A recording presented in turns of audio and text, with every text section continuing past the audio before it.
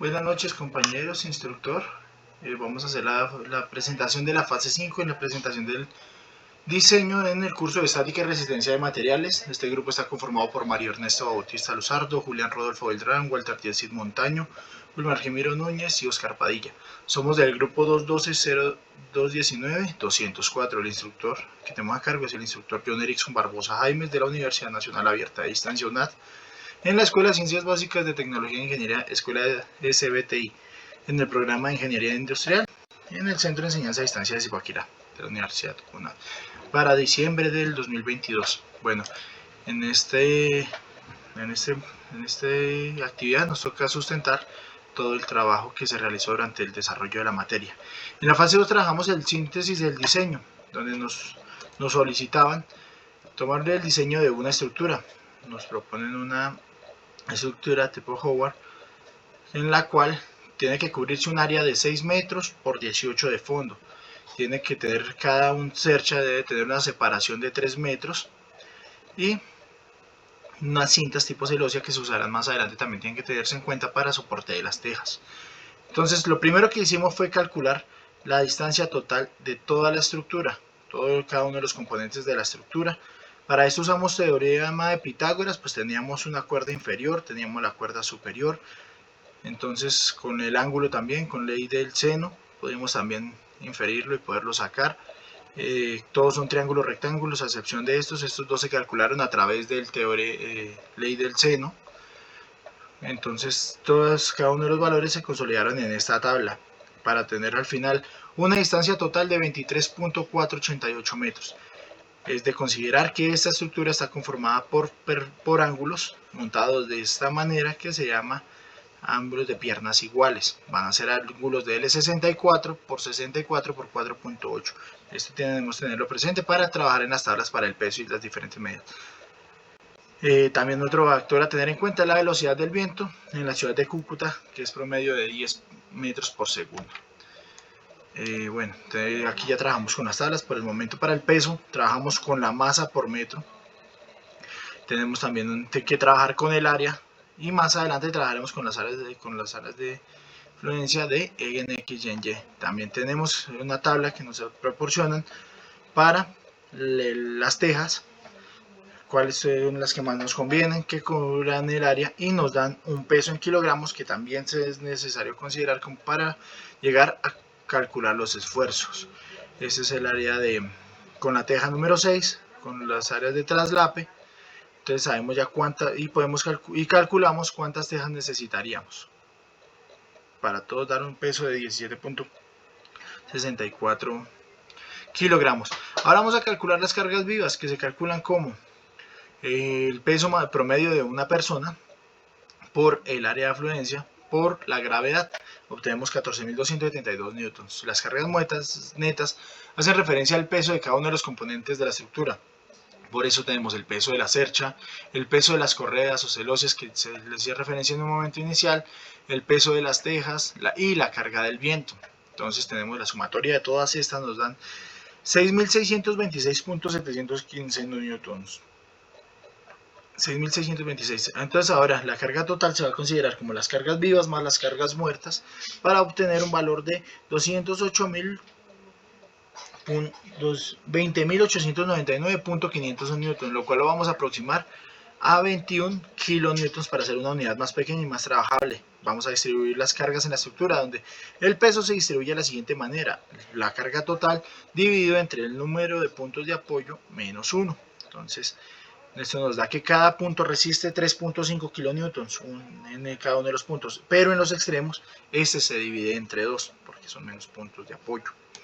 En la fase 3 entramos a calcular lo que era las reacciones. Tenemos en cuenta que las reacciones en X, correspondientes a la sumatoria de todas las fuerzas en X, tenemos que las reacciones en Y, entonces tenemos que las reacciones en X van a ser igual a 0, los momentos en 0, las reacciones en Y van a ser los momentos en Y más la gravedad en Y, que todas estas van a ser las cargas, van a ser equivalentes a 21 kilonewtons, que es la carga total, y los momentos de torsión se calculan como la carga por la distancia de cada una de estas. Por eso se da 1, 2, 3, 4, 5 más los pesos los esfuerzos que simula cada una de ellas. Allá obtenemos G de Y, y de esa ecuación podemos inferir que A de Y es igual a 21, que es la carga total, menos G de Y, despejamos A de Y y tenemos que las cargas son exactamente iguales. A de Y va a ser a 10.5 y G de Y a 10.5, son similares. Entonces, ahora vamos a usar estos valores para calcular por el método de los nodos la distribución de las fuerzas. Tenemos que estas fuerzas se comportan como un vector que tiene una magnitud y un sentido.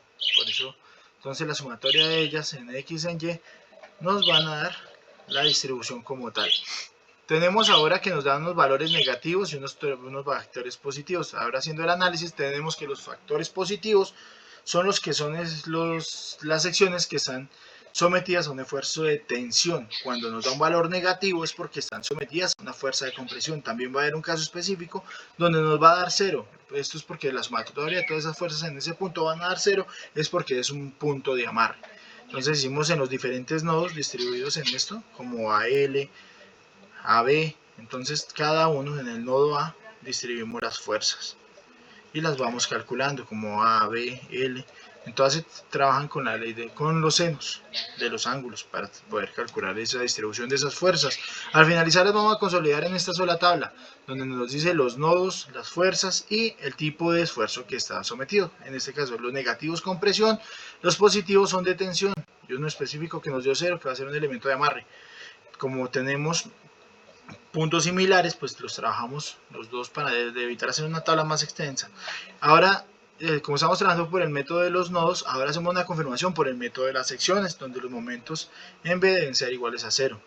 Hacemos el cálculo de las distancias por las cargas y obtenemos en el EK una fuerza de un peso de 15.155 kilonewtons, un efecto positivo, un efecto de tensión. Lo confirmamos con lo obtenido en los nodos, 15.155 es exactamente igual. Tenemos varias formas para llegar entonces para calcular esos esfuerzos puntuales. En la fase 4 íbamos a entrar a mirar qué eran los factores de seguridad, calcular los factores de seguridad y de este modo decir si la estructura era viable o no.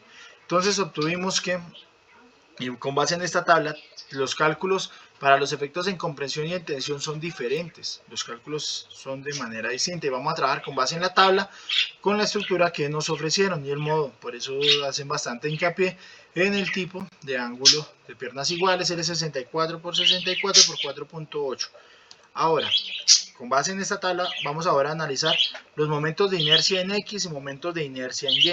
Donde tenemos en X, tenemos en Y. Ahora, por el teorema de Schneider o ejes paralelos, vamos a calcular los momentos de inercia en X, en Y, donde dice que el momento de inercia en X es igual al área por Y al cuadrado. Como pueden observar acá, mire que el momento en X se mantiene, el momento en Y estaba desplazado hacia este lado, pero por la disposición de montaje se viene aquí y quedaría aquí justamente en el centro de los dos ángulos, obteniendo un área y un momento en X y un momento en Y. Ahora lo consolidamos todo en una misma tabla para poder calcular el esfuerzo admisible. Entonces ahora tenemos que el esfuerzo admisible es igual a la fuerza sobre el área. Ya tenemos fuerza, tenemos el área que la obtuvimos anteriormente y el esfuerzo admisible, luego del cálculo de eso nos dan los valores acá. Ahora, con base a ese esfuerzo admisible que calculamos acá, vamos a encontrar el factor de seguridad, en este caso específico para barras en tensión, donde la fórmula para barras en tensión, el factor de seguridad es igual a la afluencia en Y por el esfuerzo admisible. O sea, esta columna de acá sobre esta columna de acá. Como vemos, todos los factores de seguridad nos dieron 19, 23, 166, 41. Todos por encima de 3. O sea, bastante por encima. O sea, la estructura sí es segura, sí es viable en cuanto a efectos de tensión. Continuamos en la siguiente tabla con los efectos para las barras en compresión, donde la fórmula cambia por medio del criterio de la crítica de columnas de Euler, donde en esta se tiene en cuenta la longitud para poder calcular ese esfuerzo. Ahora tenemos que calcular un nuevo factor que llama la carga crítica. La carga crítica se define como pi pi al cuadrado del módulo de elasticidad por el mínimo momento de inercia en el área de la sección sobre la longitud al cuadrado. Cuando obtenemos estos valores de la carga crítica, todos en kilonewtons, ahora es fácil calcular el factor de seguridad como ese valor de carga crítica sobre la carga admisible. Obtuvimos en todos valores de 37, 47, 188, 62 y 81. Como anteriormente nos dimos cuenta, mayores de 3, entonces la estructura sí es viable. Entonces esa era toda nuestra presentación. Muchísimas gracias. Llegamos a la conclusión de la materia con el desarrollo de todos los ejercicios para llegar a la evaluación final de que la estructura sí es viable y autosostenible. Muchísimas gracias, compañeros e instructor. Quedamos atentos a cualquier observación.